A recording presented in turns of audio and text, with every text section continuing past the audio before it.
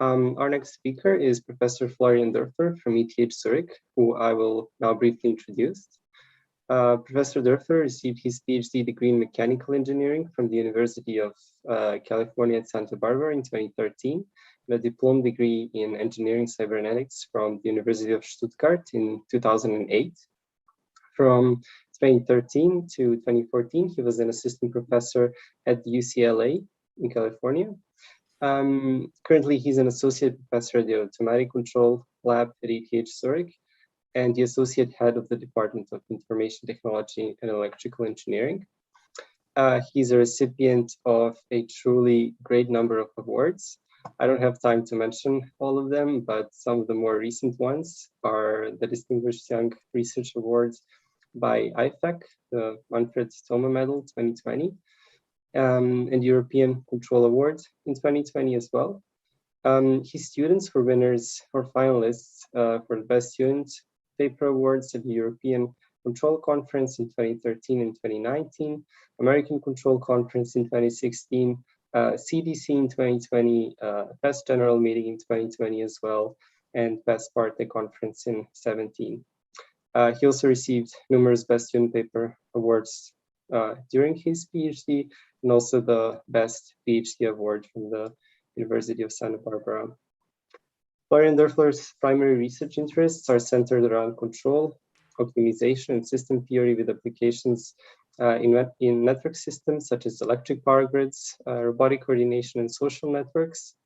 Topics of recent interest include stability and control of low inertia power grids, online feedback optimization with applications to power systems operation, which I guess we will hear a bit more about it today. Distributed control and optimization, data-driven control, social network dynamics, and synchronization in complex networks. Professor Dörfler, it's a great pleasure to have you here today as a speaker, and thanks for accepting the invite.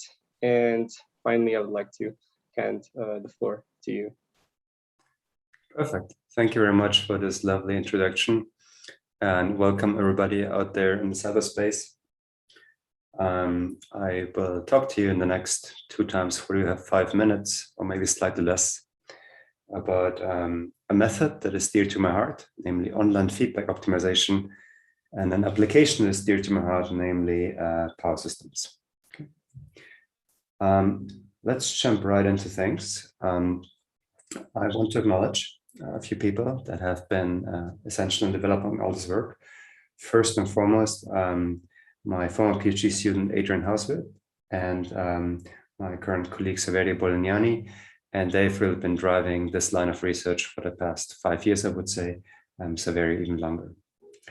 And then there's a set of contemporary PhD students, some of which you know, Miguel, postdoc Dominics, Giuseppe, Lucas, Verena, and Irina, who all somewhat work on this topic and related topics. And all the things I'll tell you about, I'm merely the messenger. So they did all the hard background work. I'll just do the PR here. And of course, there various sponsors from industry, from the National Science Foundation, and so on. Good. I want to start off very basic, namely, let's go back to your bachelor signal systems and control courses. There you probably learned about 2 things, namely feedforward and feedback. Okay, and I want to contrast them. So let's first think about feedforward decision-making, or this is more colloquially called optimization. Here the problem is the following. You have a particular problem description, say a system, static or dynamic description of the system. You have some predictions of some uncertain variables that affect the system. You can have a control on the system, and you're interested in certain performance outputs of that system. Okay, so what you do, you sort of estimate the disturbances that come into that system, and based on that estimate, you make your best possible assessment and prediction of what you're going to do. Okay, using typically optimization as the underlying tool. So this is really feedforward decision making.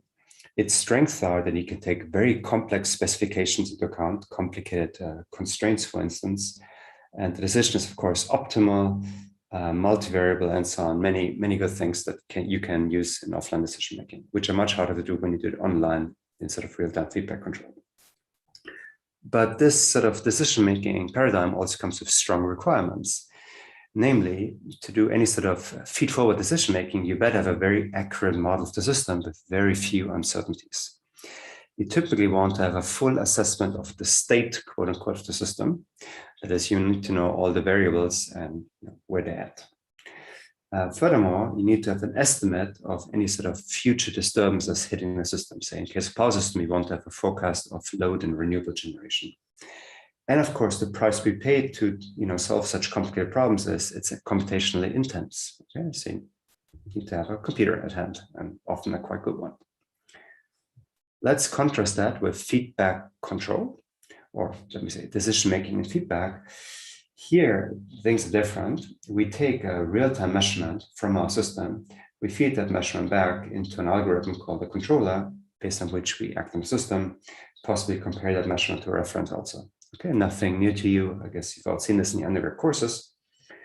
And here the decision-making algorithm, also called the controller, is based on very simple policies. Often it's just a proportional control or PI control. Often it's not has, well, often, typically it never has any optimality properties, at least you're not striving for it. So it's always suboptimal. It's very hard to take constraints into account into this real-time decision-making process. And 99% of all controllers in the field are single input, single output, linear frequency domain type controllers. So very simple policies. On the other hand, feedback is very forgiving. That is, despite its simplicity, this process of feedback is very robust. It's robust to model uncertainty, it's robust to disturbances, it's driven by real-time measurements. You don't need full knowledge of the system, as here, you don't need full state and accurate model. Essentially, feedback makes things robust. And it's very fast and agile, whereas this, due to being computation intense, is rather slow. Okay? So these are the two big paradigms of decision-making. And of course, a lot of people out there in the last, 5 decades, 6 decades, have thought about how can we merge these two complementary paradigms. And often the solution that's advocated is something like this, namely, let's combine these two decision-making strategies and use their complementary benefits and pros and cons, the relative merits, combine them via timescale separation. That is, what we do offline is optimization that is based on our best estimate of a disturbance, prediction, a model system. We calculate what's the ideal reference to put into the system. So this is offline and feed-forward. And in real time, we close a feedback loop to compensate, I guess, for uncertainties, disturbances, and so on, and stabilize system with that to the optimal solution. So this is nothing new, obviously. I want to illustrate it to you with an example, namely power system balancing. Okay, I guess many of you have a background in power systems. Those who don't, let me give you just the necessary information you need for power system balancing. The quintessential task of a power system is to balance generation and load. And in an AC system, you can very nicely abstract this as, there's a scale. And on one side of scale, you have load, which you have forecasts of, but generally it's uncertain. On the other side, you have generation, and you want to balance load and generation, so the scale is balanced. It turns out when the scale is not balanced, then you'll see this in the AC frequency. Normally, we have AC current and voltage waveforms at 50 hertz, but say if the load dominates the generation, this waveform will be below 50 hertz, say at 49.5 or so. Okay, and otherwise it will be above 50 hertz. And you try to get this balance ahead of time in offline decision-making process, the scale, taking into account uncertainty, forecast, generation, and load. And in real time, you have controllers that essentially at the generation side, typically that rebalance the scale. And the controllers have various names, like primary or secondary frequency control. So as said, offline, you do what is called a dispatch. That is your forecast of your loads and your renewable generation. And then you schedule according to whatever is the cheapest solution, cheapest in terms of some economic cost functions. So you would align all your different generation sources here according to the, say, marginal costs, for example. So renewables are essentially free. Natural gas is expensive. Oil is extremely expensive. And, you first burn the renewables, use them, and then the nuclear and so on. And so you balance the scale as good as you can offline based on a forecast of load and renewables. And online, use these controllers So essentially close a proportional control loop around the frequency. You see the scale is out of balance. So you measure the frequency, you compare the measurement to 50 Hertz, and then you have your proportional and integral control channels to rebalance systems. And that rebalancing literally means you have to switch on and off generation, spin faster, spin slower. In the worst case, you have to shut off loads or switch on a new generator, right? But essentially, that's the offline and the online decision making. It turns out it doesn't always work as nicely as in theory. That is often the forecasts you have are not very good, and often there are online disturbances, so-called contingency acting system, and the online control, the sort of PI-type feedback loops, cannot keep up with the disturbances that hit your system, okay? And then what you have to do is really switch on an additional generator, or switch off a generator, or drop a load. You know, there's quite severe actions you can take. This is typically called redispatch, for instance, or switch on reserve generation, or under frequency load shedding. Essentially, it means turning things on and off, which is expensive. How expensive is that? Well, I collected here the data for you from Germany. I don't have the recent data. I just collected them until 2018. The reason being, I did it just 1 year ago, and I didn't update the statistics. The trend is pretty clear. If you look at the monitoring report from what is called the Bundesnetzagentur, so the guys that run the offline optimization, the online control, and the rescheduling of the set point, then you see the cost of this rescheduling growing, well, rather exponentially. And that's really the price that you pay for timescale separation. That's the price that you pay by separating offline optimization and online control. And we're talking about 1.5 billion euros here, right? And that's the price for timescale separation, literally. And that will not stop. I don't have the recent data, but I don't expect to stop. Reason being, you have more and more uncertainty in the power system, more and more fluctuation, and it becomes ever more inefficient to separate the timescales and decision-making process, and eventually even infeasible. So why should you separate optimization and control? You should really consider some sort of hybrid decision-making scenario. And that's what I want to advocate today. Okay, so the synopsis is the following. At least for the power system case study, I hope I could convince you that separating the offline and online decision-making layers sort of hit limits. It's inefficient, and with ever more uncertainty and variability, it won't go very well. You can make a similar case in other large-scale and uncertain control systems. I don't have now a separate slide, but if you ask me for reference, I can give you some, namely in process control systems or in other infrastructure networks, such as any sort of queuing or routing infrastructure network. For instance, most famously in the Internet Communication Protocol, they have essentially very similar types of costs here for essentially online control and some sort of offline scheduling. So what's my proposal to fix this problem? Well, the proposal is let's bring offline optimization and online control closer together. And how do we do this? My proposal is the following. Let's use optimization algorithms as feedback controllers. Okay, let's use them online. That is, we don't do an batch algorithm that we solve offline and argmin. No, we do an iterative loop, like a gradient descent or so. We plug these algorithms in feedback with the system. Okay, and for this, the algorithms need to be open.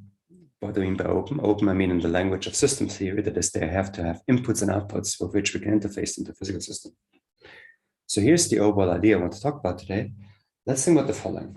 We have a dynamical system, say written here as a differential equation, okay, continuous time. Subject to disturbances, you have control inputs, you take measurements. And now I interface the dynamical system with an optimization algorithm. For simplicity, I will consider optimization algorithms today in continuous time. Everything I do also works in discrete time.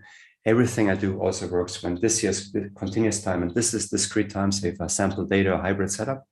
Everything checks out, but then we will not finish in 2 hours. That's why let's keep it simple and do it all in continuous time. Okay.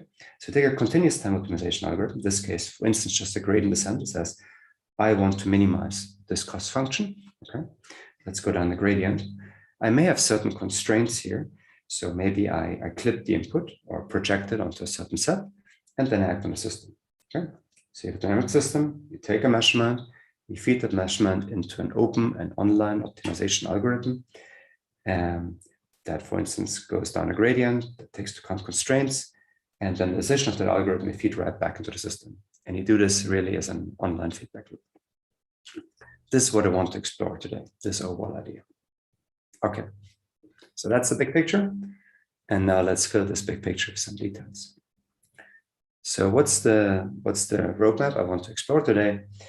First, I'll tell you a little bit what's the resources for these slides, some context, relation to other methods like NPC or so, and maybe go through a warm-up example to get us all heated up here. Next, I'll discuss different algorithms and a closed-loop stability analysis. I'll go into a particular set of algorithms called projected gradient flows on manifolds, which are very relevant actually for the systems. Reason being, the steady state of any interesting dynamical system typically takes the form of a smooth manifold. I'll talk about some implementation aspects like anti-windup type methods for implementing constraints. And throughout the entire talk, I'll pepper things with power system case studies. So the focus of the talk will be on the theory sides, optimization and control, but every third slide or so will have a power system case study to illustrate what's going on. And I hope to catch all of you, no matter if you're from optimization or control or power systems, I hope there'll be something for each and everybody. Good, let's get started here. Now, in terms of the resources, I've actually been thinking hard how to present this today. Reason being, I've given like a 1-week PhD school, a few of them. I've given 1-hour plenary talks, a few of them, but never something in between like a 2-hour PhD school. So how did I go about this? I said, well, let's take some slides that I gave at a plenary last year at the ECC and blend them with some background material that we had at the 1-week PhD school that I taught together with Severi Bolognani. So these are the main 2 resources for today. You can just click on the links and find those. And also I'll use many illustrations from a recent survey paper that I've written on the topic. And for those of you that want to go deeper, just visit my website and there's various other things. But the main 3 sources will be a PhD school, a survey paper, and a plenary talk. Very well. So recall, what we want to do is this online feedback optimization. That is, we want to combine offline feed-forward optimization and online feedback control with this idea of having an optimization algorithm with inputs, with outputs in closed loop with a physical system. Okay? And to make this a little more concrete, I want to go through one particular case study right now. So let's go through an academic warm-up example. So what is important about this example? Now let's start annotating the slides a little bit. Okay. So what you have here now is a dynamical system. I assume I have full state measurements. Okay. So in this case, we have full state measurement. Okay. For the optimization algorithm, what to consider, I consider a simple problem, namely, so here's the optimization problem. It's minimize over u and y, which are decision variables, some inputs, some outputs to the algorithm, a cost function, phi of y, subject to y is a particular function of u. Okay, y is h of u. Now, what is this h? Okay, what I care about is to optimize the steady state of the system. Okay, so what I have here is that the steady state of the system is x is equal to h of u. Okay, I assume that there's some implicit map that tells me for every input, there's a steady state. Okay. And what I care about is now to drive the system to a particular steady state that satisfies some optimality criteria, in particular, these optimality criteria. Okay.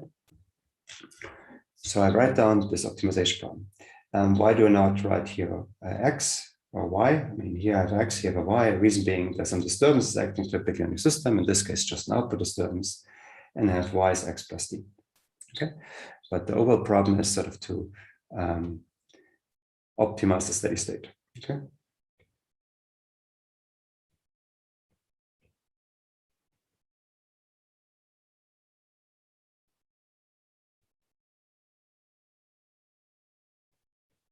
So for instance, you want to find the most economic efficient steady state or so.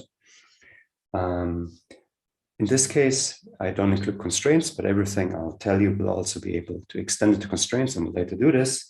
So in this case, there are no constraints. So U is, in this case, unconstrained. But everything I'll tell you can also be easily extended to constraint case, and we'll do this in a few minutes from now. Okay, these are just some simplifications here.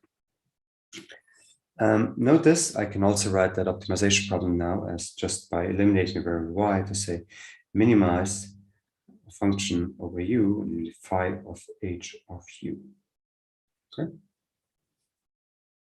And now if you were to calculate the gradient, so what is the d phi du? Well, you apply the chain rule, and what you get is this is gradient of phi of y times the gradient of h of u. Okay, and this is exactly what you have in here. Okay, so maybe I should highlight this a little bit. So this guy is really this guy, and there's a minus sign, of course. Okay, so what does this now simple control algorithm do? It just says, well, let's grab the measurement. From that measurement, let's write down a gradient flow. So this thing is really then doing what u dot is minus d phi du. Okay, more precisely, phi of h of u du.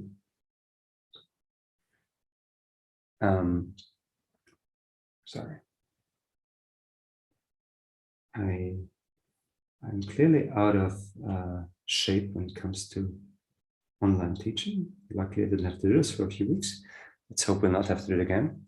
So that's what this algorithm does. I also give this algorithm here an epsilon parameter, which you can think about in discrete time as a step size, and continuous time you can think about as a gain. So there's a minus epsilon here. Okay. So this guy. So the epsilon here, that's the epsilon there. And that's the gradient. Okay. So what is this algorithm doing? It says, well, we want to optimize steady state of systems. So let's just do essentially some integral control. Namely, let's take the gradient equal to 0, which is our desired steady state specification. Set the gradient to 0 is optimal. And let's just integrate this as an error signal. So you can think about it as an integral control.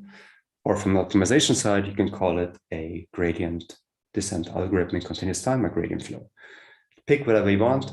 For me, an integral control or gradient descent is the same thing essentially.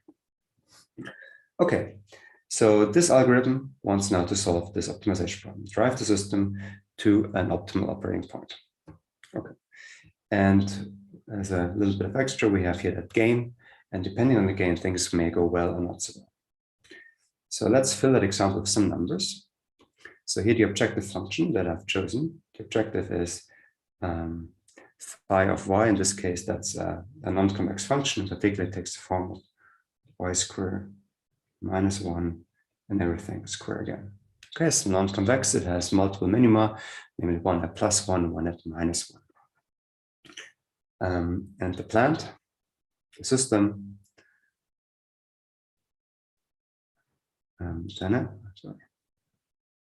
system dynamics,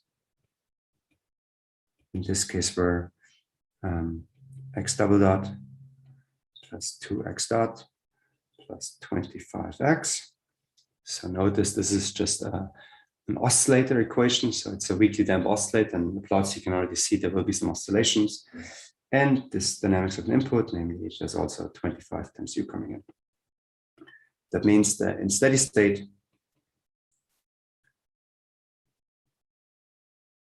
what you get is y is equal to, well, in this case, y is equal to x, which is equal to u.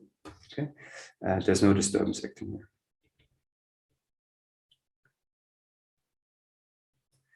Maybe I should quickly go back and highlight one feature. And you notice this gradient here is independent of d. This is independent of d, which already tells you that these controllers will be in some extent a little bit model free, similar to integral controllers. That is, no matter what the disturbance is, this controller will hopefully drive you to the steady state, just like integral controllers. No matter what the disturbance is, they will regulate you to the right steady state, provided the disturbance is constant. And this controller has a similar feature. So notice the control is actually independent of disturbance, so it actually doesn't matter if I have a disturbance or not, and will actually work without the disturbance as long as this is constant. So for this reason, this example here does not include any disturbance. So for this controller and this steady state, you can then work out that the gradient d phi du would be in this case 2 times y minus 1 times 2. So 4y times y squared minus 1. Okay, this will be the gradient. And now we just follow this gradient flow with the gain epsilon. And here's what happens. Let's make the epsilon small. So making epsilon small corresponds in some sense to a small step size, or in continuous time, it corresponds to a small gain, which means let's make this algorithm here slow. Okay. So epsilon small, this here corresponds to a slow algorithm.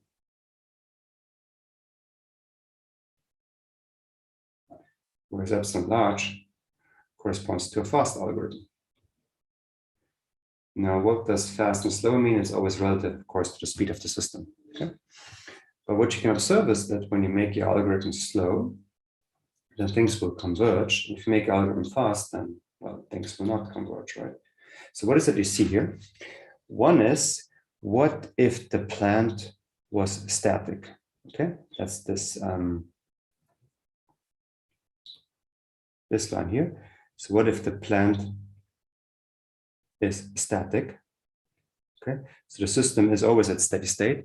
The system being always at steady state means you actually really solve the optimization problem. The system is always at steady state.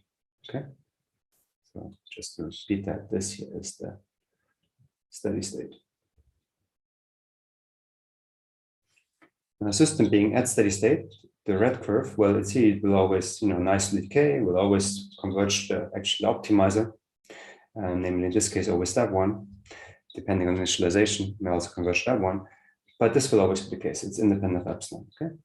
But as soon as you have a dynamic interconnection, that is, say, really the system has some dynamics, non-trivial dynamics, in this case, these dynamics, and they're not at steady state, then depending on the epsilon, you will either see, well, convergence to the same optimizer, okay?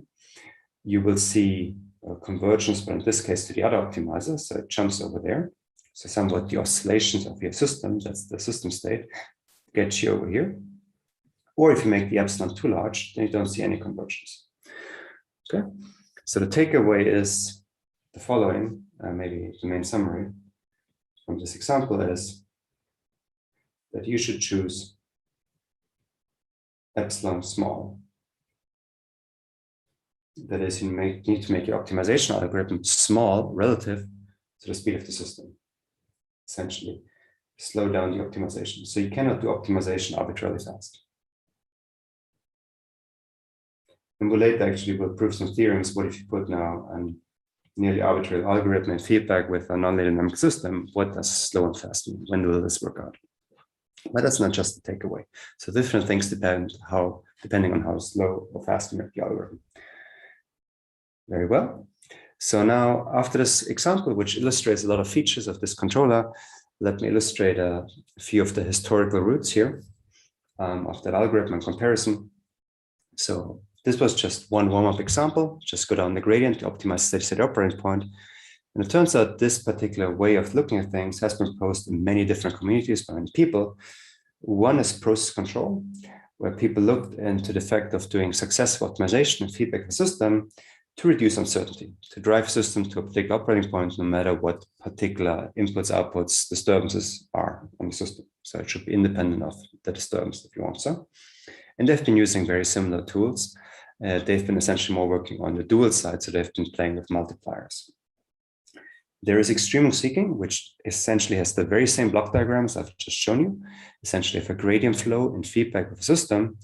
But in this case, extreme seeking is sort of a zeroth order algorithm to use optimization language. That is, they don't use derivative information, but you sort of wiggle around, and from successive iterations, you estimate a gradient And from that gradient, we sort of drive the system to an optimal operation point. So it's really completely model-free to some regard.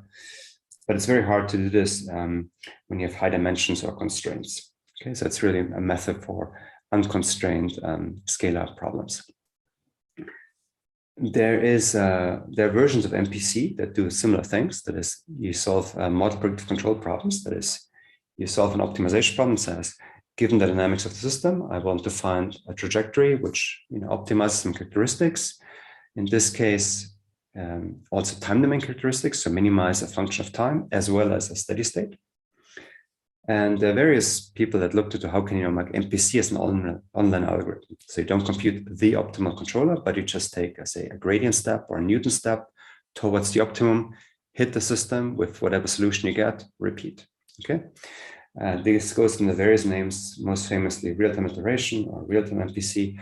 And the main difference to what we're doing today is we only care about constraints as well as the operation at steady state. We don't care about the dynamics throughout the evolution.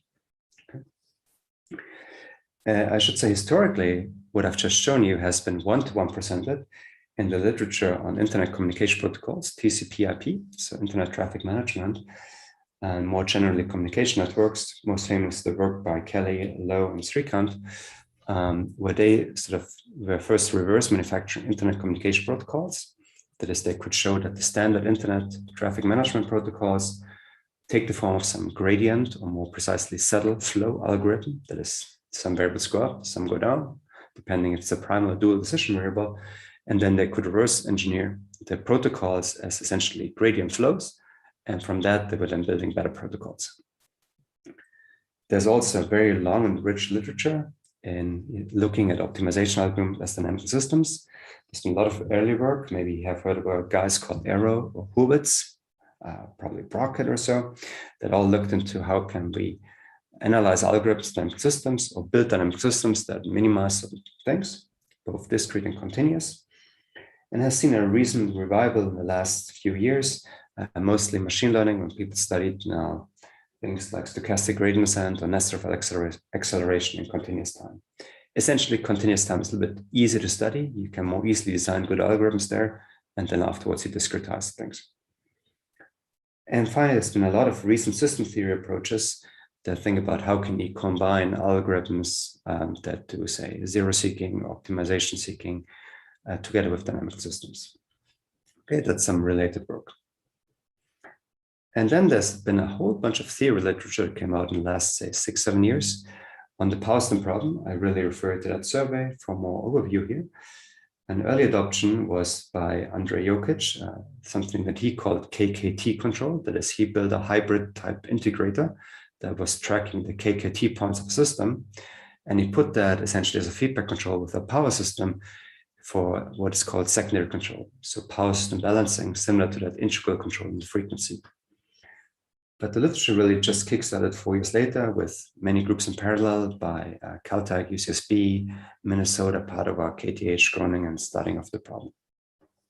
And here's just, essentially from that group of literature that started all in 2013 and following years, here's sort of my histogram. There's been that group mostly surrounding people at NREL, National Renewable Energy Labs. There's been a whole bunch of people in California, UCSB and Caltech, and the European group, and over time that all merged and connected. Initially, the focus was very much on let's derive distributed optimization algorithms in feedback systems, but keep things simple, so everything linearized, everything convex. Whereas now the focus more on let's see if we can really deal with complex problems, complex dynamics, complex methods, complex specifications on the algorithms, but let's go more centralized. Okay, that's just a changing focus of the literature. This has been implemented all over the world in microgrids and also many pilot projects. Okay, so let me start off with a few notes on optimization and variation analysis just to get started here, and then we can go into other things. I'll start slowly a bit, but then the complexity will quickly increase, so I hope you're not bored, but I think it pays off to start a little bit slower. Okay, so let's first look at the unconstrained case, which should be familiar to all of you.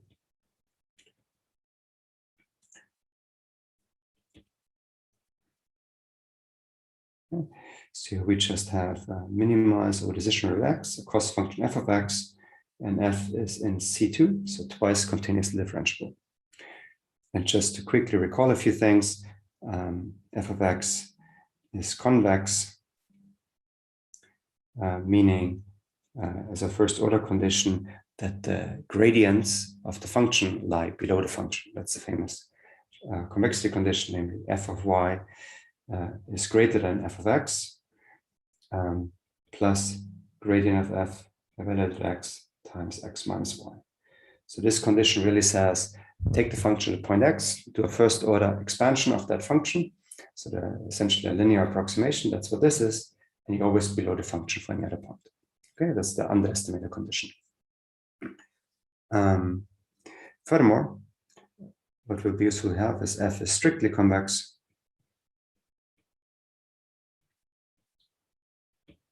Well, that's the case if you have that the second derivative, the Hessian matrix of f, is positive. Okay, it doesn't go both ways, but this way certainly. Moreover, to keep in mind is that x star is a critical point. Well, that's true if and only if the gradient of f evaluated at x star is equal to 0. Okay? And for such a critical point, you can actually make a case that, yes? Sorry, in the first condition, I think it should be y minus x, right? Yes, yeah, you're absolutely right. Thank you. Yes. Good point, thanks. Furthermore, you have that x is a strict local minimizer, such a critical point.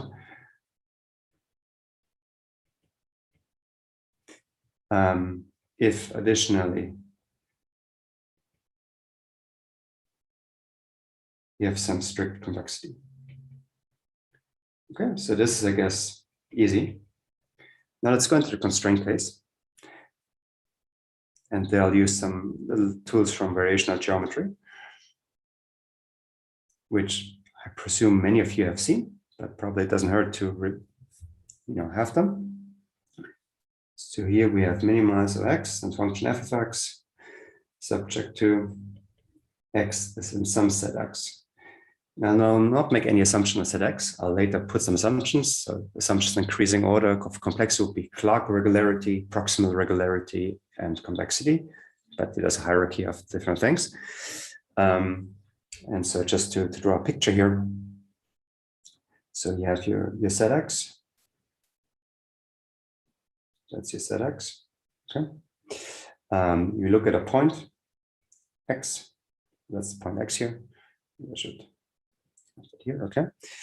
And then what you can really think about is essentially what is a tangent cone and what is a normal cone. Okay. So here, this guy here is called the normal cone of x. It's essentially a set of all directions that point out of the set x. And this guy here, the blue set, that's called the tangent cone of the set x at x. Okay. More formally, you have the following. How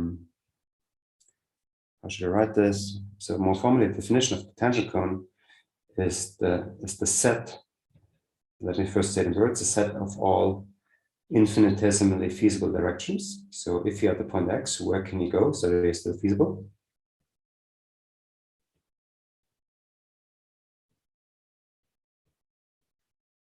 Formally, I'll just show you the definition. It's a set of all x so that there exists a sequence xk that converges to x. The sequence lives inside x. There's another sequence delta k that converges to 0 from above, and such that, sorry, it's not a set of all x. It's a set of all v, set of all direction vectors, such that the direction vector v is xk minus x divided by delta k. Essentially, some sort of generalized notion of derivative, the set of all feasible directions. Okay, a feasible direction is you have a sequence that converges to x, and you let the delta here go to 0. So essentially get, this would be a possible feasible sequence. This would be another possible feasible sequence. This will not be one because the sequence is not within X. But a set of all feasible directions. And then I guess your first order stability or criticality condition is a point is critical. Now, not only if gradient of f is 0, but if gradient of f essentially points opposite to the normal cone. Okay, so you want something like this to happen here. Okay, it probably pays off to make this definition a little more concrete. So, namely, if your set X is specified by the standard set of equality constraint that you can find in sort of the more simple optimization books, something like this, the set of all g of x less or equal to 0, and g has some nice properties such as it's continuous differentiable, then at an active constraint, gradient of g of x lives in that normal cone. Okay. Okay. So that's the orthogonal complement of the tangent cone. That's the gradient, points out the gradient of that constraint. So if you have the form that this constraint is parameterized as g of x equal to 0, that line here, then the gradient, which points outside, lives in that normal cone. Okay.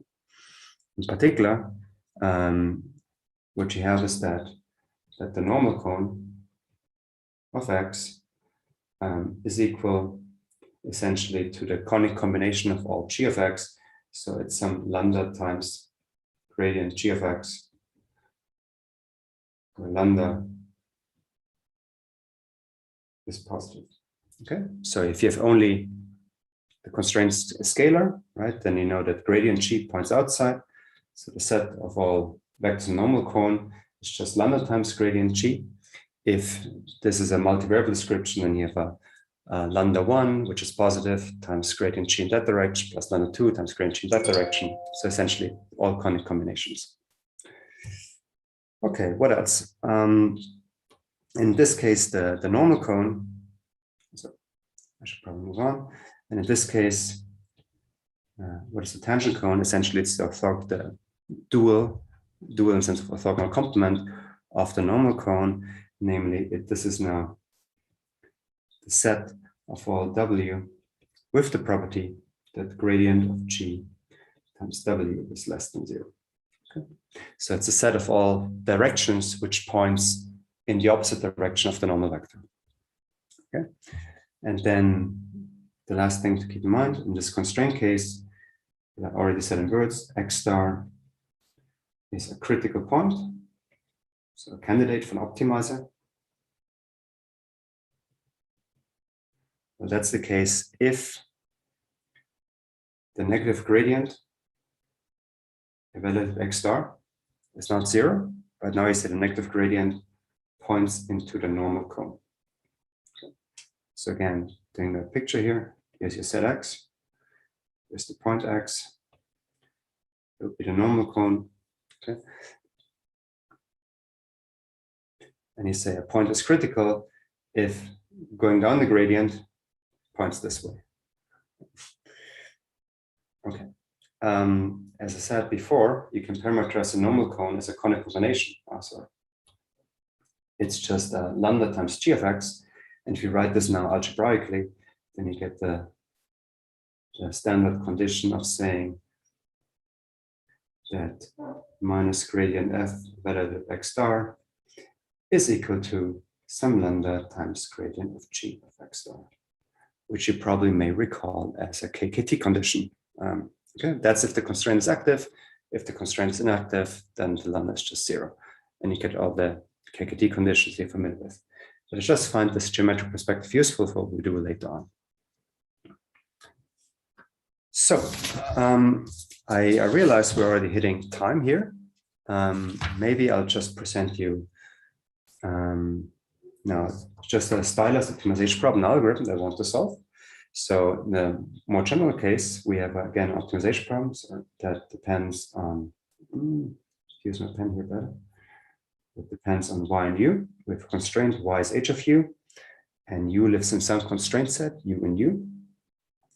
What I use to optimize the problem normally would be a project the gradient flow. That is, I go down the gradient of the function, and when I hit the constraint, I slide along the constraint, so I project on it until I get stuck here, which is a point that satisfies this first order optimality condition, in the sense that the gradient points opposite of the normal vector.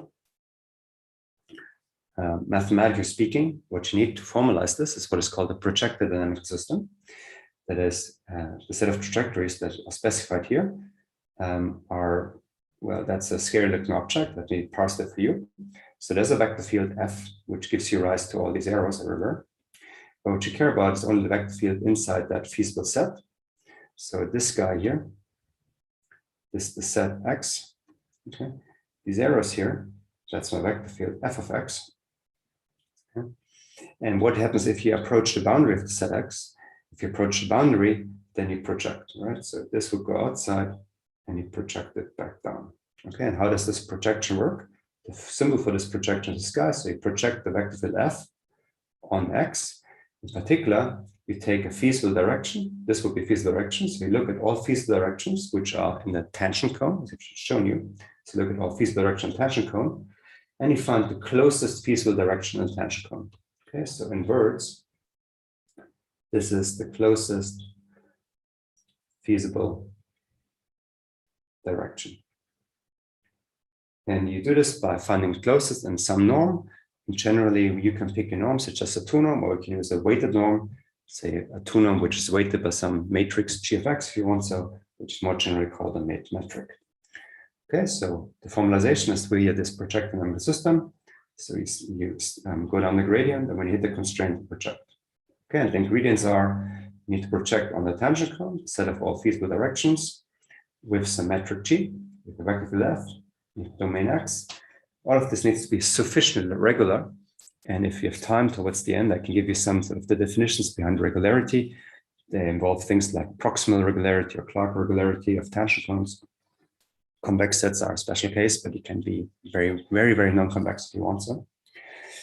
And so what you do to optimize this problem normally would just say, let's take a projected gradient flow. So let's replace y by h of u. And now let's go down the gradient of that cost function, so d phi du, and let's project the negative gradient on the feasible set, something like this. Due to the chain rule, you get here dh du, and here an identity times the gradient of this function. So that's just essentially here, that's the chain rule that I used here. Okay. And now what I want to do is, of course, to use these algorithms now in feedback of a system. That is what I want to plug in here for the y is actually a real measurement. Okay, so I want to use here a measurement of the system, and I want to give this u then again for the dynamic system. Just a mild fact, if you have some sort of sufficient regularity assumption in the problem, like for instance, a cost function which has a Lipschitz gradient and a set which has some regularity properties like Clark regularity, so which I'll discuss later, then this gradient flow will converge to a set of critical points. And these critical points, the stable ones will be minimizers, the asymptotically stable ones will be strict minimizers. And thus you can essentially relate stability of that to optimality. Okay. Again, under assumptions, which are actually not trivial. Good. Now I think it's a good time maybe to take a 10-minute break. I realize I've been going slowly, but I think that going slowly pays off. Then I want to tell you a little bit about facts about these gradient flows and when and why they will converge to minimizers. Actually, when not. It turns out it doesn't always happen. Good. I suggest we take a 10-minute break, and I'll see you back then. In the meantime, of course, available for questions if you have any.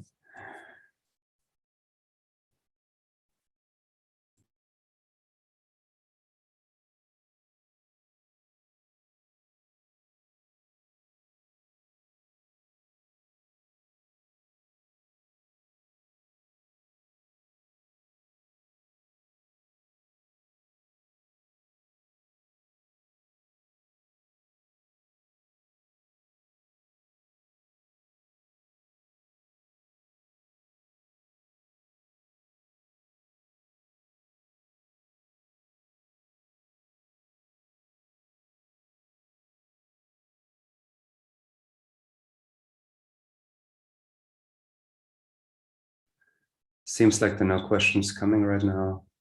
I'll quickly catch our breath and drink something before we go on.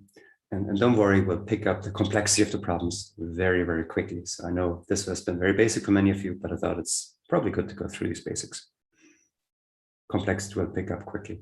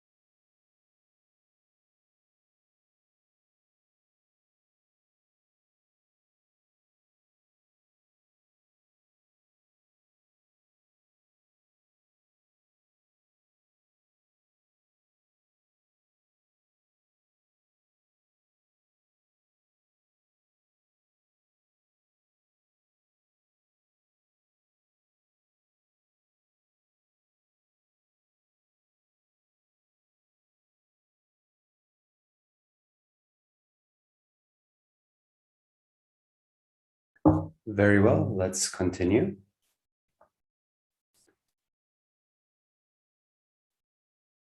So we've been talking about these projected dynamic systems that we want to use as continuous time optimization algorithms. This will be our main building block. And I quickly want to review the basics of that in terms of what does it mean for gradient flows, especially projected gradient flows. All right. So let's first talk about the gradient flows that we use to minimize essentially just a function f of x. Let me switch in place. Let me use phi of x because that's what I used later on. Okay?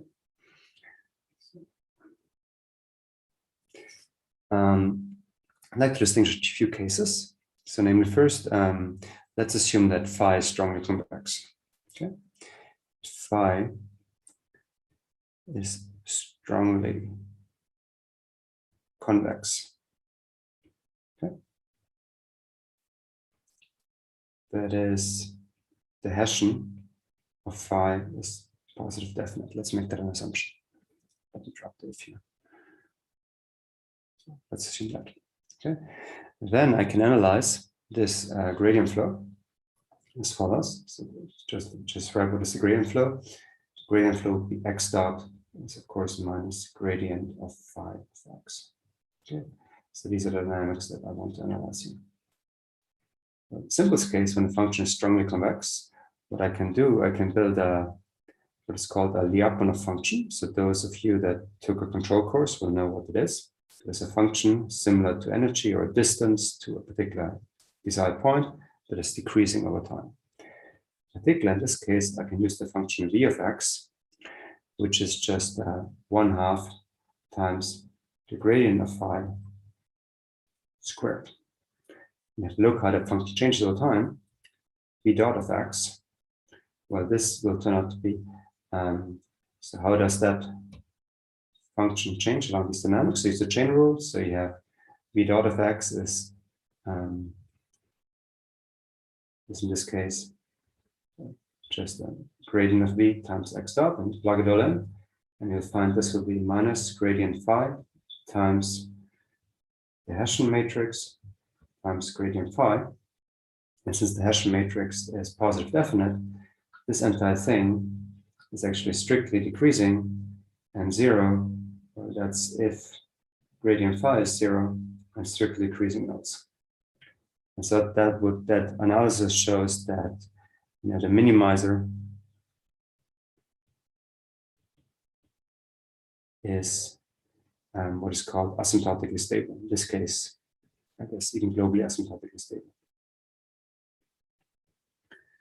Okay, so these are tricks you can use to understand the strongly convex case. So what if phi is only convex? So if phi is only convex, then what you can use as a Lyapunov function, you then use as a v of x just a distance to the optimizer. Okay, so as a v of x, you use 1/2 x minus x star squared, where this here is a minimizer. If you work out the derivative, v dot of x, which is gradient v times x dot, which in this case is minus x star times the gradient of phi. And then what you use your first order convexity condition, the underestimator condition. And from that, you will see that this will equal phi of x star minus phi of x. And phi of x star is a minimizer, so meaning that value is always lower than that value. Okay, and there's a minus sign between. So this entire thing is actually 0 exactly when you have the minimizer. So 0 if x is equal to x star, and less than 0 else. Okay. And from which again you can conclude asymptotic stability of x star. Okay, so this gradient flow will actually get you the minimizer. So So these are the nice cases, but for the problems that we care about, we typically don't have any convexity. So what you do when you don't have convexity, okay? So in the general case, which you use as a function, as a Lyapunov function, is v of x, which is phi of x itself. And from this, you can work out that v dot will be just minus gradient of phi squared, okay? Which again will have the property that it's 0. Well, if you have a critical point, okay? So if gradient phi is 0 and less than 0 else.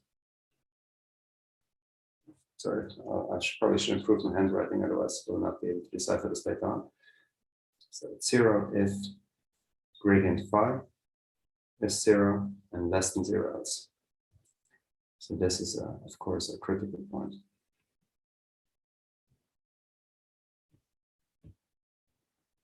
All right.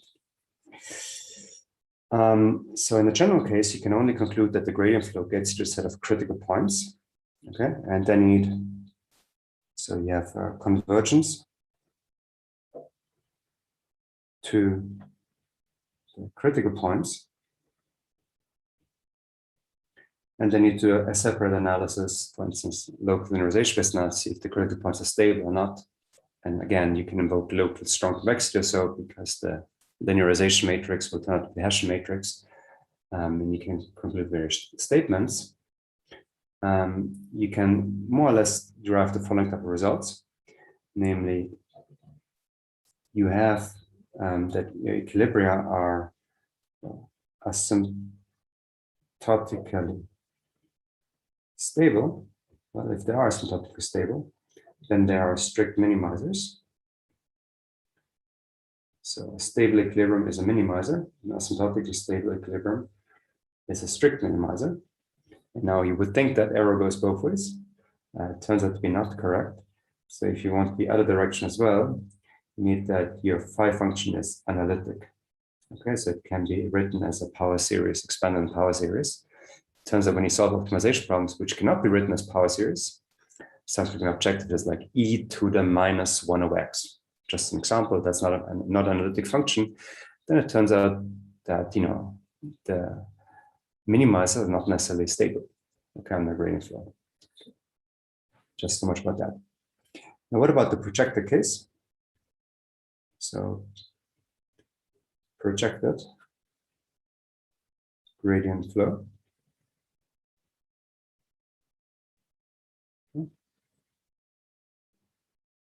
To solve what? To solve minimize of all x in a constraints at x. Now this function phi of x. Okay, let's not make any assumptions right now. We'll impose the suitable regularity assumptions later, but you don't need anything like convexity or whatsoever. It's much weaker assumption to put in place. Let's just assume we can write down this projected gradient. So x dot is the projection of, you go down the gradient on the set x. Okay. Now what is useful is some picture again. So here we have our set x. Okay. Here we have a point x. Here, we would have here the tangent space. Okay. You have a trajectory that comes along here. And then when you hit the constraint, project on the tangent space. So you slide along the set. Okay. So the blue is here, the tangent space, tangent cone of the set. Okay. Normally the gradient would point you outside. So that would be minus the gradient of phi. Okay. This guy here is the projection of minus the gradient of phi at x on the set x. And you can see in between there's essentially another vector. We should now use another color, use green. Okay. So the sum of the three vectors here, what is that vector? This vector is some vector eta, which lives in a normal cone. Point x at the set x. Okay? And in general, what you can write is that this projected vector field is always the negative gradient plus, in this case, minus some eta, where this eta here lives in the normal cone. Okay. So again, you go along that gradient, and when you hit the boundary, you slide along it, you slide along the tangent space, meaning you don't go in that direction, you go in that direction, and minus some vector of the normal cone, so you do this, and that's exactly that sum here. That's the geometric intuition behind that picture. Maybe I should color it accordingly. It's that, and this would be that. All right. Now, how do you analyze that? Well, let's use our analysis from the general non-convex case. So we use as a Lyapunov or Nacelle function candidate v of x, which is just phi of x.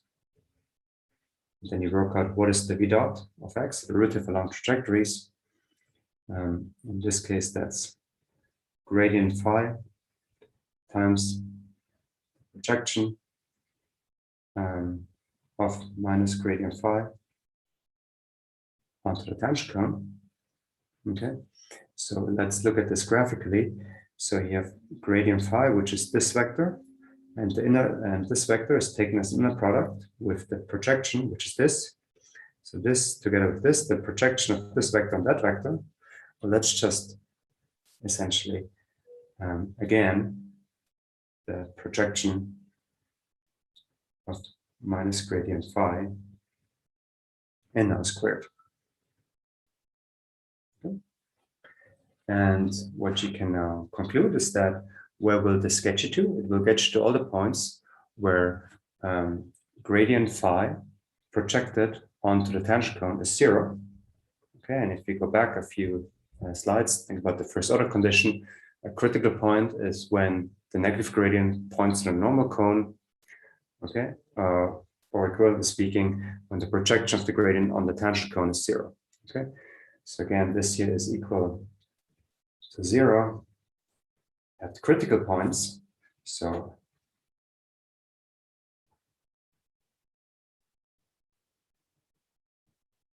and less than 0 else.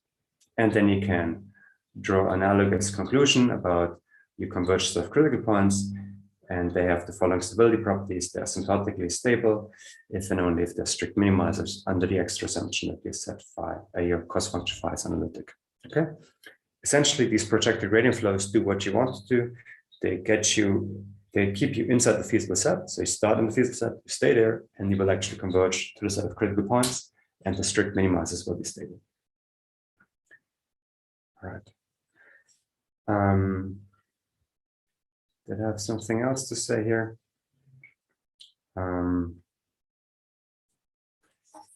Let's skip that and move on. Let's cover this later. I think it will come again later. Will it? Yeah, I guess it will. Yeah. So that's good. So now we want to put such an algorithm feedback to the dynamic system. In this case, let me first off easy. Let's put this algorithm feedback with a linear system. Okay. So what I have is I have my optimization problem that says minimize a cost function. It depends on variable system. In particular, it depends on the inputs and the outputs of that system. There are also disturbances acting on the system. Okay. And you can work out what is the steady state. So you set x dot to 0. And you can work out x is this function of u, and x is this function of disturbance, and y is this function of u, and y is this function of disturbance. Okay, these are probably just the steady state maps that you've seen very often. This is called the input to state map, and this is called input to output map. Okay, and now the constraint of an optimization problem is, well, the system should be at steady state. Okay, so I write down this function, that function here. Notice I don't know the disturbance, of course. It's unknown to me. And I want to satisfy constraints on the input. And what I use now essentially is a projected gradient flow. Now I have put a gain epsilon because I've seen that prior example. It's probably important that you don't go too fast. And here essentially is the d phi du. Because of the chain rule, it's written like this. Okay, everything you've seen before. So the block diagram is the following. You have here your ABCD system together with the disturbance acting on it. You take a measurement, you feed that measurement in here, which is the first part that you get here from the chain rule. You update it with this one, which is the second part you get from the chain rule. That's the gradient here. So if you want, so this is really the d phi du here. And then you multiply this by an epsilon, okay? Sorry, all with a negative sign, so there's a minus sign here.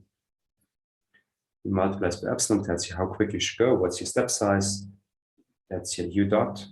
So here's the u dot, here's the u, and then you project everything on the feasible set. So there's essentially some clipping operation going on. And now you wonder when it's stable, when can you actually connect it to? And we've seen before in our example that we need to pick this epsilon here sufficiently small, so we cannot make the algorithm too aggressive. And so here there's some keys. Yes. I have a question regarding the previous page. Yes, this page. Actually, here is a little bit. Maybe I misunderstand. When you update the control U, then the output of your Y essentially have a transient state. So your measurement of Y doesn't come out from this HIO mapping. It's from the transient dynamics of the system. So. Absolutely, that's fully correct. I use really the transient state. What I hope is that this system will eventually converge to a steady state so that this constraint is hopefully true. But for now, I didn't prove that to you. Oh, okay. So you use the more or less transient Y as a static Y to generate the gradient. Correct. I use it really as a real-time feedback control. I take the measurement, I feed it into the algorithm and repeat.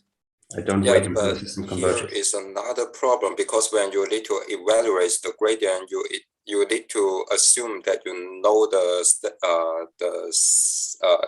static mapping, the steady state mapping to generate the gradient from Y to U. Then why don't you just use this mapping directly, mapping your input U to Y instead of using the measurement you observe on that? Sure, I could go full-blown MPC and use the model of the system inside here. I could do this. Of course, this problem you have to solve is much harder, as you can imagine. You have to solve like a dynamic optimization problem using, for instance, dynamic programming. And I only care about solving the steady state.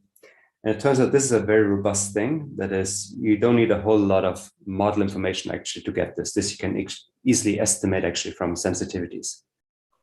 But I fully agree. You could do this. Yeah. Okay. Thank you. Excuse me. Yes. Is this design and control design method based on the assumption that the LTI dynamics is stable? Or? I will get to this on the next page. Okay. Yes. But the short answer is yes. Okay. So the assumption is the following: as you just said, we need to assume asymptotic stability. So you cannot use that method to stabilize a system. So you need to assume a pre-stabilized system. Say, for instance, has some exponential decay tau rate. So they exist in the Lyapunov language. A system has exponential decay if there's a p positive definite. So that PA plus A transpose P is minus 2 tau times P. That's the condition for a matrix having eigenvalues to the left of tau. Okay. So you assume asymptotic stability. What do you need to assume in your optimization problem? You need to assume that the cost function has compact sub-level sets, at least within the feasible set. This is the minimal assumption you need to impose, so the gradient converges. And you need to impose the gradient is Lipschitz, continuous. These two assumptions, so that's the one on the problem, and that's the one on the optimization problem, are not sufficient. As we've seen in simulations, we also need to make sure the algorithm is slow relative to the system. In particular, I need to make this gain here small. What does small mean? Epsilon needs to be less than epsilon star, which depends on the convergence rate of the system, the Lipschitz constant, and sort of the size of the input-output gain. In particular, say if your system is very fast, that means you need to make the algorithm not so slow. Essentially, to have a sufficient timescale separation of your system. So you could write this more as a condition of, maybe it's easier to say this as epsilon over tau has to be less than something. So the relative timescale of the system versus the algorithm has to be separated. Those in control will recognize this as a small gain type condition. If you have such mild conditions, I would argue, then you can actually say that this closed loop block diagram I've shown you is actually stable. Okay, everything will be nice and bounded. You will have global convergence of all signals to the steady state and actually to the critical points of the optimization problem. And moreover, you remain feasible at all times. Okay? So this projected gradient algorithm drives you always remaining feasible. So you always have constraint satisfaction to the set of critical points, and the closed loop will be stable. Okay. So actually, under very mild assumptions, you can now stabilize that system to a desired point while satisfying constraints at all time. How do you prove that? I'll briefly sketch a proof on the next page, but I just want to give you the high-level idea. What you do, use essentially a Lyapunov function for your system and a Lyapunov function for your algorithm, and now you combine them. In particular, for the system, what you do, you write the system in error coordinates. Remember, maybe from here, you had this different, you had this x, and x was a function at steady state of the u, and now essentially I write the difference of x minus its steady state. Okay, so this is my error coordinate. And I write this Lyapunov function, this clad error coordinate. I combine the two individual Lyapunov functions with hyperparameter delta that I can choose, and then I work out what are the conditions that this function is decreasing. And I think it's useful maybe to illustrate that result to you and maybe walk you through the proof, because you already built up a lot of the knowledge for that. So here would be the first example you've seen maybe on slide 3 or so before, which was, a simple system. So you directly would measure the state, no disturbances. You don't have any constraints. You just go down the gradient here. Okay. So this was your minus d phi du, this guy. And now I'll play a very simple trick. So people in control like to manipulate block diagrams. Namely, I do the classic math trick of adding and subtracting +1 and -1. That is, these two block diagrams are actually identical. What I've done here, I've introduced that error and I've subtracted that error again. Nothing has changed. Now, why did I do this? Because over here, these dynamics now, so I can call now, well, let's just say they're equivalent. Okay, I'll show you in the next page what the benefit is of adding and subtracting that. Okay, so what's the main benefit of doing this? This here, I call now my error signal E, which is how far is the state away from its desired steady state. So how far is the transition away from the steady state? Okay, that's my interconnecting signal. What about the red box? Well, the red box I can write as u dot is minus epsilon times d phi of h of u du. Okay, so this now would be this part here. Okay, I'm going too fast here, sorry. So it's epsilon times gradient phi of y times gradient of h of u. And now what's the phi of y? Well, this is minus epsilon times the gradient phi of, and now here I have my error signal, E, which is coming in here, okay, plus h of u times gradient h of u. And the hope is that this is, roughly minus epsilon d phi du without the error. And now we need to quantify the error that we make here. Okay, so this is not the pure gradient flow. This will have some error term. We need to quantify that error term and how that relates to the stability analysis. Okay, to be more precise, let me maybe write it out exactly. So this is minus epsilon, and now comes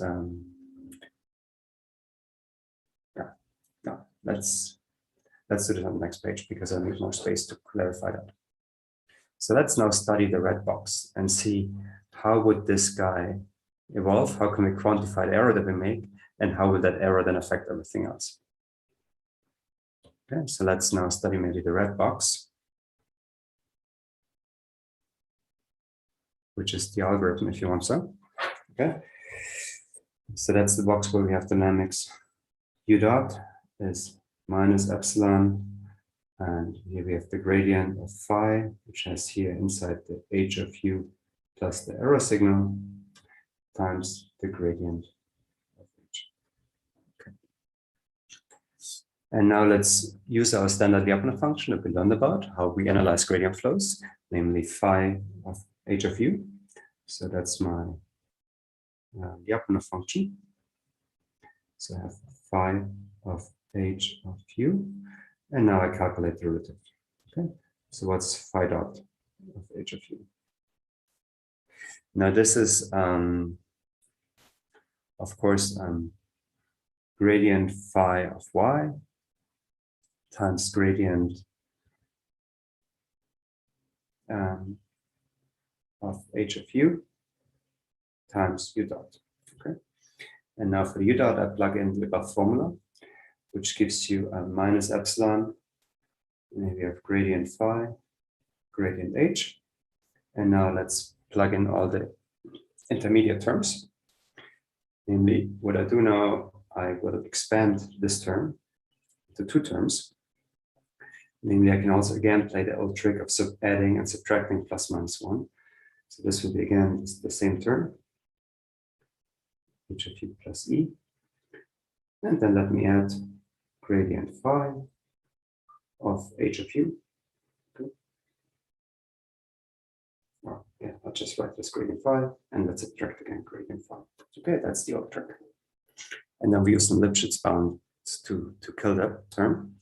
Okay, so what you have in here then would be gradient phi plus, and we have gradient phi of h of u plus e minus gradient phi, and everything is multiplied with gradient h again. Okay. So let's now do some bounding. Okay, so let's first put together these terms. Okay, these terms will give you minus epsilon, and you have gradient phi, gradient h squared. Okay, now what about these terms? Well, now I use my Lipschitz constant. Namely, I know that this guy essentially is less or equal than the Lipschitz constant of the gradient times the error. So in total, you get here a less or equal, and here you have another plus epsilon times the Lipschitz constant times the error times, and now you have here gradient phi times gradient h. Yes.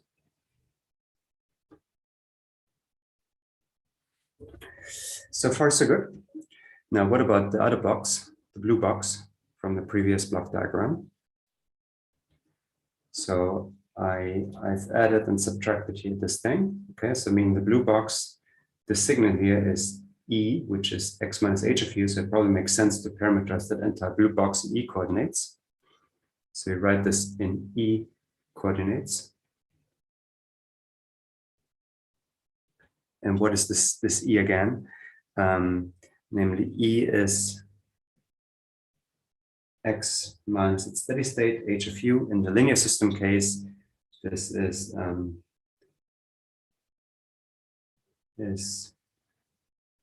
x minus, what was it again? I think minus minus A inverse B u. Something like this. Yeah. Okay, and now let's write down our Lyapunov function, or first our error coordinates.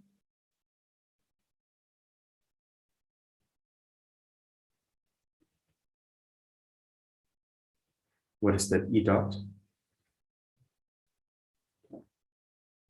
So E dot you can work out to be actually A times E once you plug it all in. So you have to plug in this particular property of the error coordinate. And then, of course, you get from this term, you get another thing, which is minus gradient h times u dot. Okay. And we know that this will again be AE minus gradient H, and I'll plug in the U dot, plus, there will be an epsilon, and there will be now a gradient phi of, again, H of U plus E.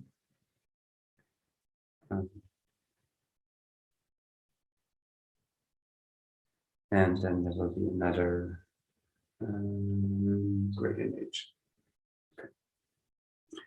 And now let's do a Lyapunov analysis of that box.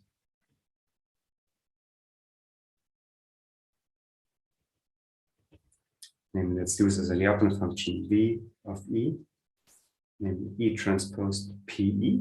P is the Lyapunov function of the system in isolation. It will be stable. And then you get your V dot is E transpose. And the first term you get is just the system in isolation. PA plus A transpose P times E. Okay. And then you get another term, which comes from this here, if you want, so that. And that other term will be minus 2E transposed P, and then multiplied with everything else here, with gradient H times U dot. So this will be epsilon, gradient H, gradient phi, and again a gradient H. Now we know by our assumptions on the problem that we assume everything is asymptotic stable with decay rate tau. So I can replace the Lyapunov inequality by minus 2 tau p. So this here is less or equal than minus 2 tau p times E transpose PE.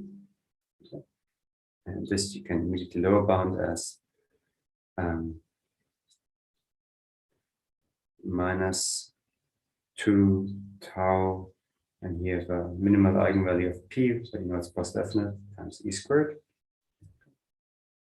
What about the other term? I also do some very crude pounding and say the other term is less or equal than 2 times lambda max of p, okay, times the norm of your steady state map, so times the norm of gradient H, which in the linear case is just a matrix, times, and now comes the rest, epsilon gradient phi, gradient H.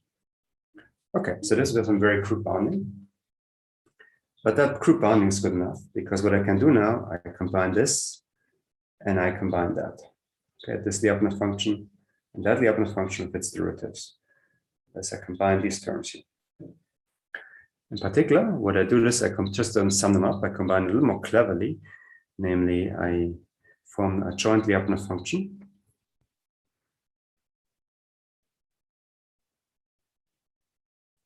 With a hyperparameter, delta. Okay. And I choose my delta in 0, 1. So I do actually, so in the open interval, a convex combination of the two.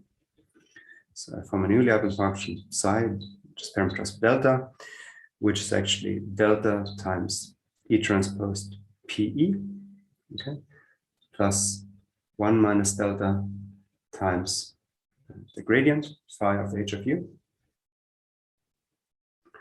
and then use the previous inequality derived to plug them in, and what we get is some quadratic term which has here an E, which has here a gradient phi, gradient H, times, and here will be a big matrix, times, a matrix minus sign, gradient E, gradient phi, gradient H. And this matrix, let's call this here lambda, that depends on delta and epsilon. Now we check whether this matrix is positive definite. Okay, so stability then amounts to, or more precisely, asymptotic stability is guaranteed if your matrix in here is actually positive definite.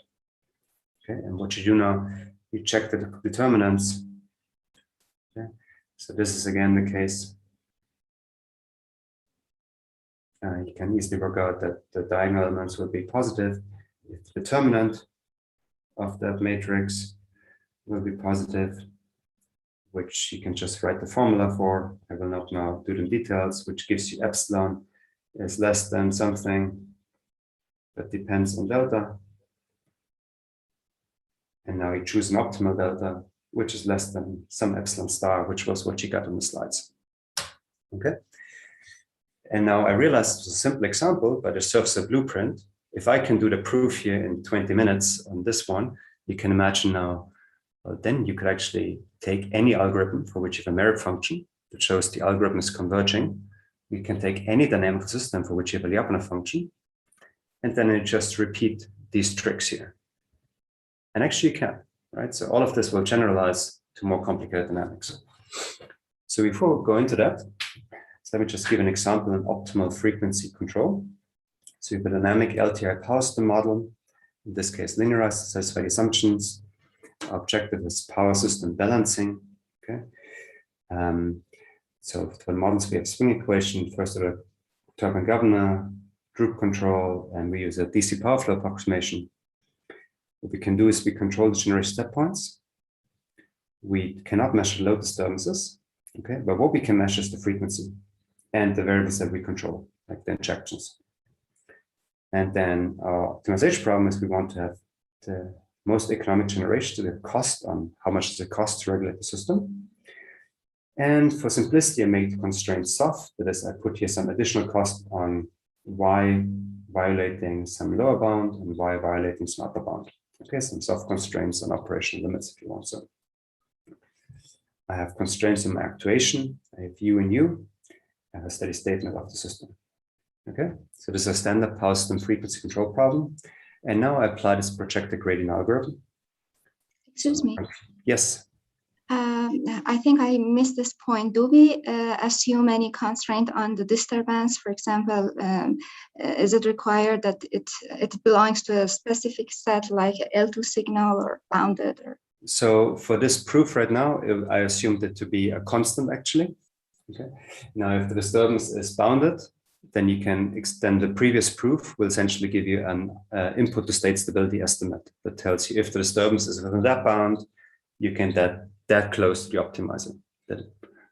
But for the previous proof, actually, as you have seen, there was no hidden disturbance.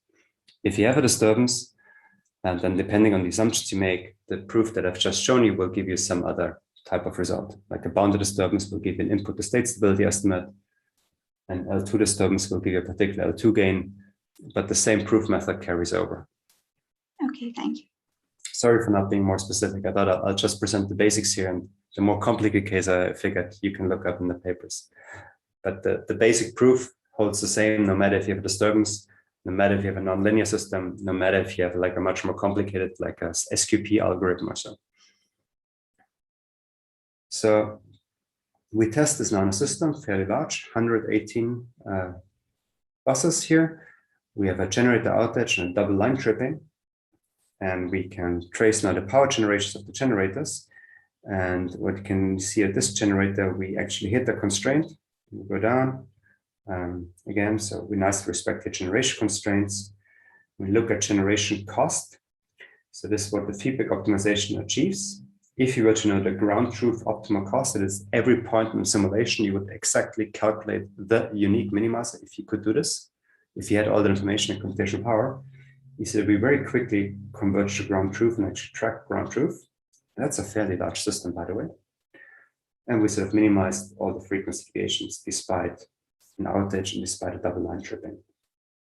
Okay, so it works out nicely. And the previous proof suggests epsilon must be small so that the Lyapunov function increases. Of course, this condition is sufficient. So how conservative is that condition that I built from that Lyapunov function? It turns out if you go up with the epsilon by a factor 2, you don't have instability yet. You have some trace dynamics, but everything will nicely converge still. But if you now go up by factor 10, you have instability. So our Lyapunov analysis predicted a certain epsilon star. In reality here, it will be a factor 10 larger. But what that exact threshold is depends on the system, on the optimization function, a lot of things. So you cannot give a exact answer. Okay, so I've already got the question, why don't you just do full-blown model-based MPC?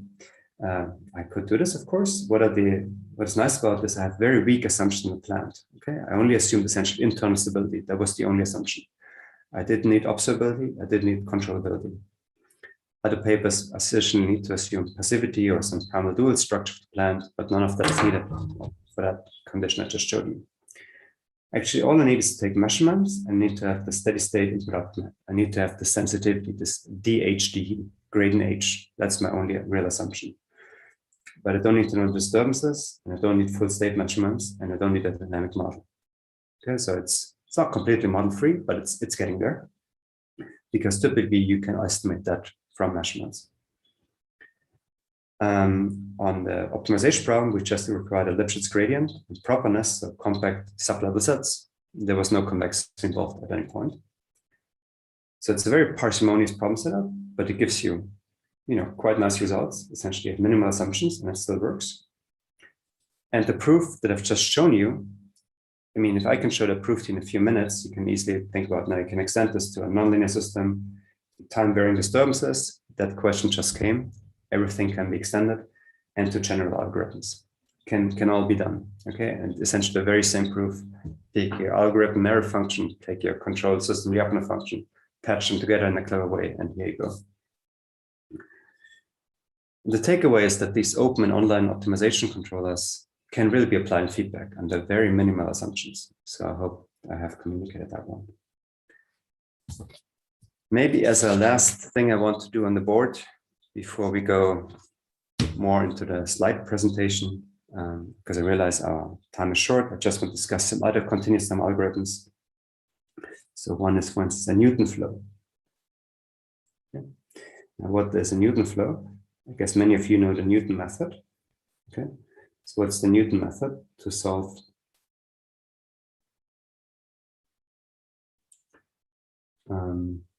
gradient phi is equal to 0? Well, what you do for the Newton method, you just have here essentially an iteration that goes x at the next time step is the x at the previous time step minus, and that next term that comes from a second order approximation of that cost function. Namely, you have here the Hessian matrix inverse times gradient phi. Okay. And if you're a little more advanced, you do the Newton method also here with the step size. Okay.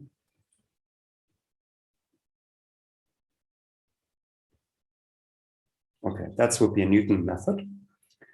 Notice that in continuous time, we take the continuous time limit, say let the epsilon go to 0. Okay, you get in continuous time essentially the Newton flow, which is x dot is then some minus epsilon times the Hessian matrix inverse times the gradient phi.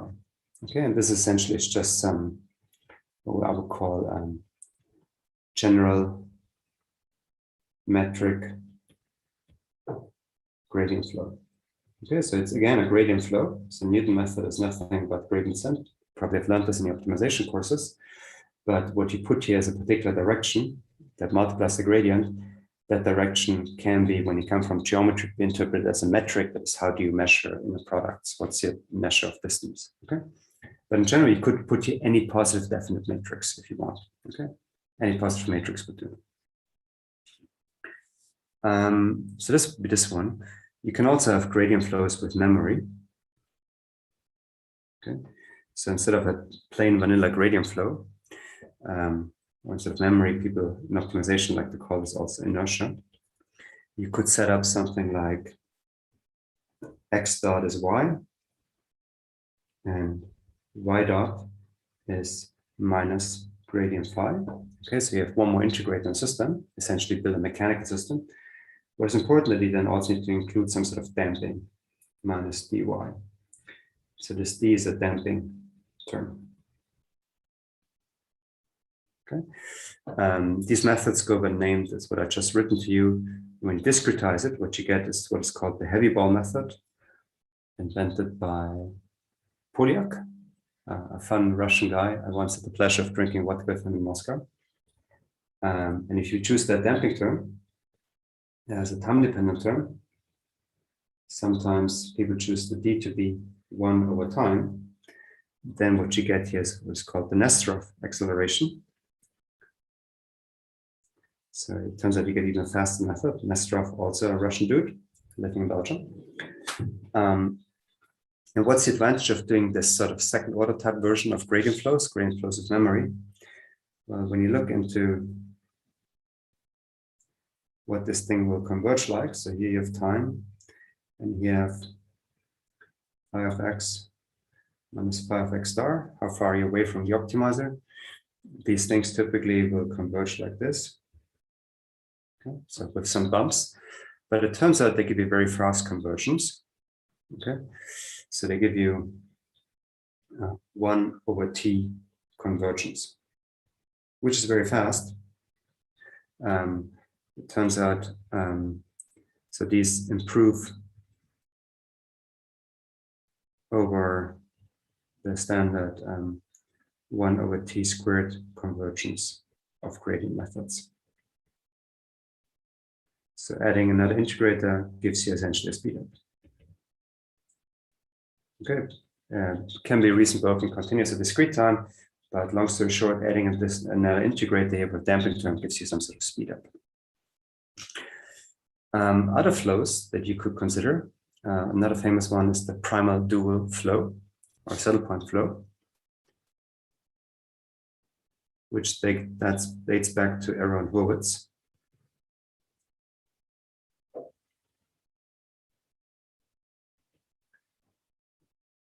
The idea is the following.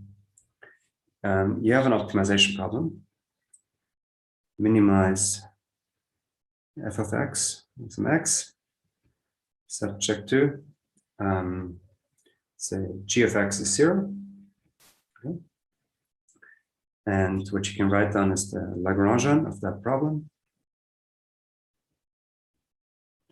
which is a function that depends on the decision variable lambda and a multiplier, which is f of x plus lambda times g of x. And you can also write down here the KKT conditions.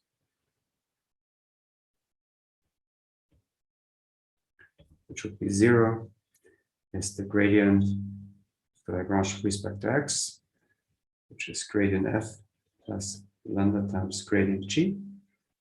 And 0 is the gradient of Lagrange with respect to lambda, which is just g of x. These are optimality conditions. And it turns out this Lagrangian function can be thought of as a function of saddle point. There's a minimum in x and with a maximum lambda. And what you try to find is the minimum x here, which is the 1 KKT point or one of the KKT condition, and the maximize in lambda, which is the other KKT condition. Okay, and now what you can do, sorry, wrong color. You can set up flows, a saddle flow that should seek these saddle points. Namely, it goes like x dot equal minus the gradient in L, and in lambda, you go up the gradient in L. Okay. And this is called the saddle point flow, an optimization language called the primal dual method. All of this extends to inequality constraints. So if you have here less or equal than 0, then you need to impose the lambda here is actually greater or equal 0, which means you need to impose here also a projection of everything that should satisfy lambda greater than 0. But everything extends. Further, what people sometimes do, they like to add here an additional term in the Lagrange, and they like to do some sort of augmentation. So they'd like to put here some other type of, say, g of x squared. It doesn't change the KKT points, still the same optimizer. But then what that gives you is essentially yet another term. It gives you another damping term. Okay. So it gives you here another minus rho gradient g times g. And there are many variations that people play on these. Okay. So essentially, this is sometimes called a soft penalty. And you can also dualize a constraint, you can project on a constraint, you can put the constraint as soft penalty.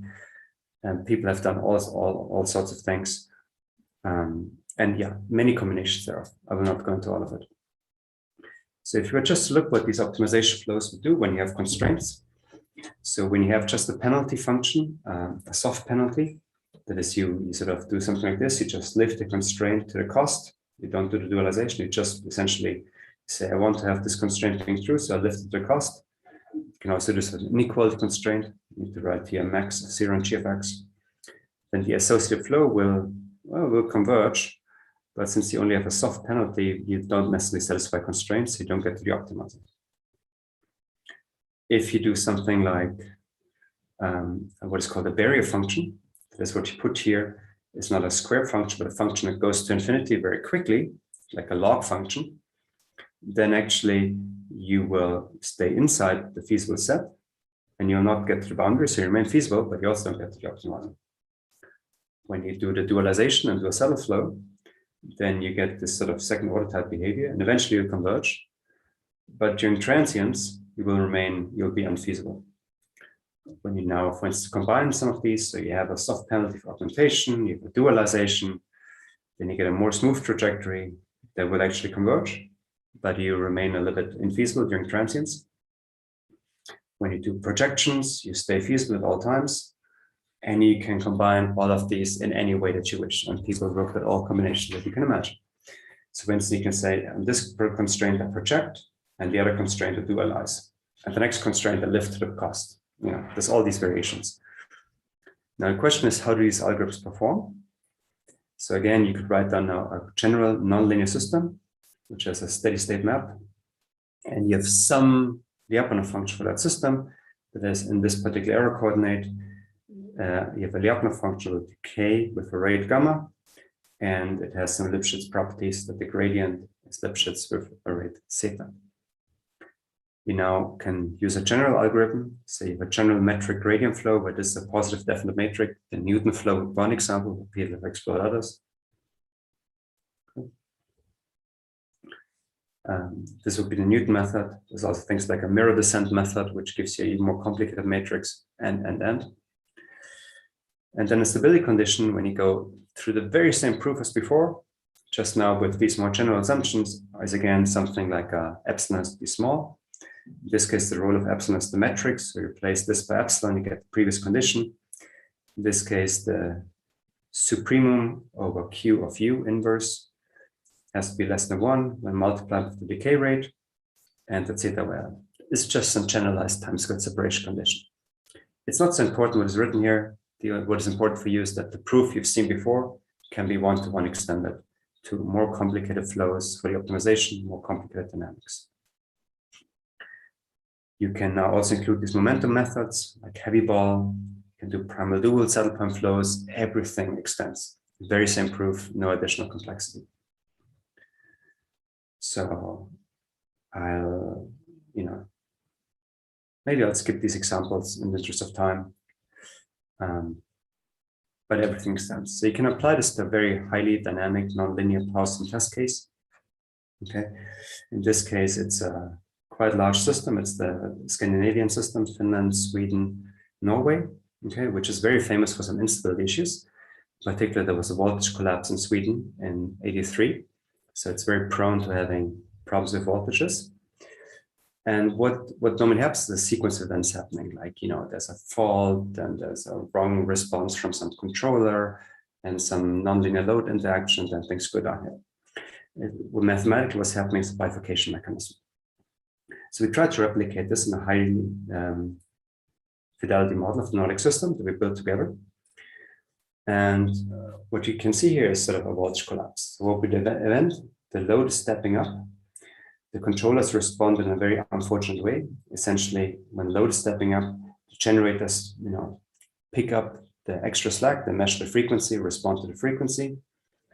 And then what you activate is something called, well, I'm not sure, it's probably not worth going into this.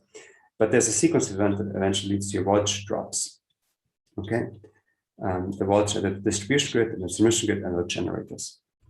And this is a very complicated series of events, highly, highly nonlinear, not very well understood, to be honest. Even in power systems, that's not very well understood. terms of, you can do a lot of simulations, but really getting the dynamics inside is hard. And it's very hard to mitigate that. What is really happening is that something becomes singular, okay? And the past people will know what becomes singular, namely the Jacobian matrix of the power flow equations. And what we could do now is to use feedback optimization to mitigate that. In particular, let's manipulate the set points of the voltage controllers of the generators. And the cost function we give to our feedback optimization essentially says, please maximize the distance to voltage collapse, make sure that something's not becoming singular. In particular, take the Jacobian of the power flow equations, take the log determinant of that Jacobian, and make sure it's not getting singular. And with the very same scenario, replicating its 1983 voltage collapse, we can now easily write through that disturbances. The voltages never exceed limits and everything goes well. And I should emphasize it's a highly, highly nonlinear dynamic test case. So these methods work very well. Good, I realized that I spent a lot of time on the derivations and we didn't get very far. Maybe I can give you like the 2-minute, 3-minute summary of what comes next. Okay. So, you have to solve these AC optimal power flow problems for power systems. And a side constraint, of course, you want to have a most economic solution, you have operational constraints like generation capacity and so on. But your non-trivial side constraint is the following. It's AC power flow, which are the steady state equations of the physical power systems. And those are very harmless equations. They just combine Ohm's law, voltage is impedance times current, Kirchhoff's current law, the sum of all currents is 0, as well as AC power flow. It says AC power, there's active and reactive power is the product of voltage times current complex conjugate. Which are these equations? They look very harmless, but they're the steady state equations of any power system. And then there's dynamics and everything on top of it. So what makes this problem challenging is that, so here's a famous plot of this equation. If you plot the solution surface, if for a very small system like 3 buses, this looks highly, highly nonlinear, right? That's nothing which you call convex. That's your side constraints of the optimization problem. And now imagine you have constraints, like operational constraints, say the generator power is between this and that, and a certain voltage is between this and that. So you keep on slicing the surface and become even more nonlinear and even disconnected. So here will be one feasible point, here will be another feasible point. And these are real examples. I'm not making these up. And what you should keep in mind is that these are only the steady state of your system, right? So there's dynamics all around that hopefully will drive you to that surface. In addition, the parameters in these equations, like the impedances, for instance, and the loads are plus minus 20% uncertain. Okay? And now you probably get a good idea why for such power system problems, it's not a good idea to do optimization because you have so much uncertainty. And even without the uncertainty, you have the issue of the nonlinearity, disconnected feasible sets, and so on. And so for these power system problems is what we apply this feedback optimization to. We just on the good side of things, tell you what are the good news.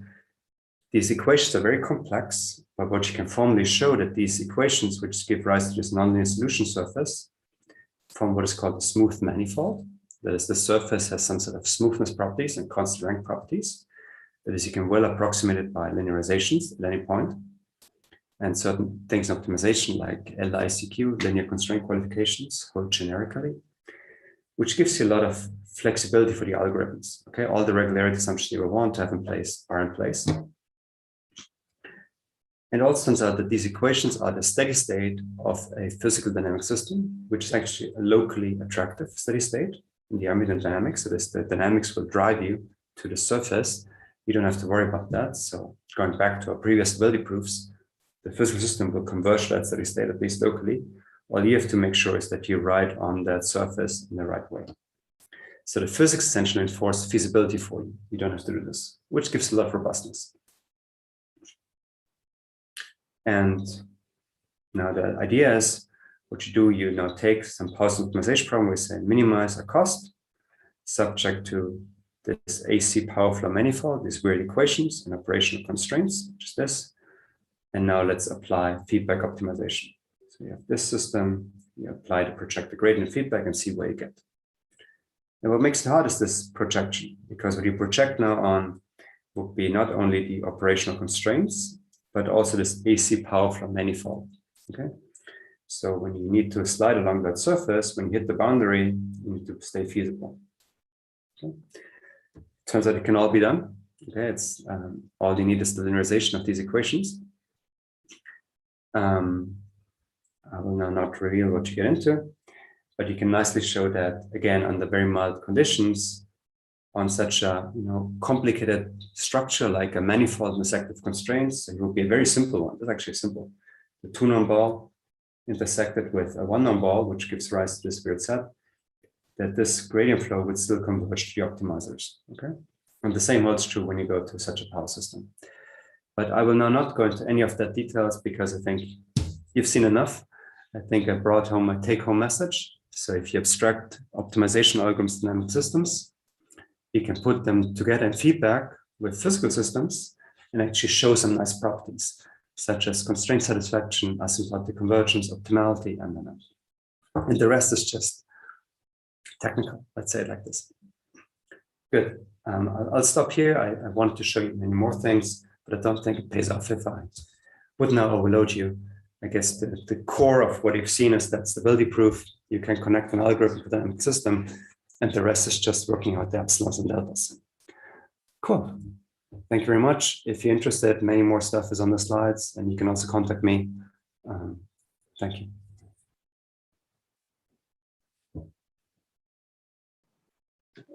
Thank you for the talk. So we are running out of time, but I guess if there are a couple more questions that students want to ask, we can still take them.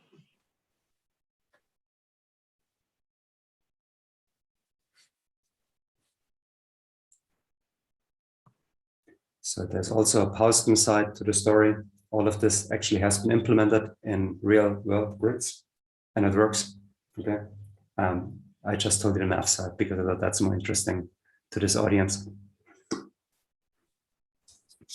Maybe I can actually ask a question on that. So in your simulations that you've shown in the previous case studies here, do you assume, how fast do you assume that the communication is working? So since today you talked about the continuous time, so with the assumption here with Ramses, do you solve one step of the Ramses DAEs and then one step of the optimization, or?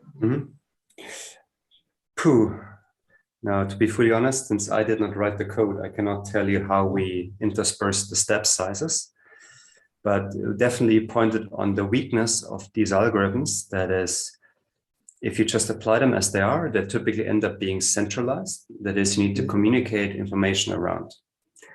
And that's sort of the bottleneck. And I guess that's what will slow you down and tells you how quickly can you apply this. I guess for these types of simulation, the simulation time was a year of minutes, so communication was not a problem.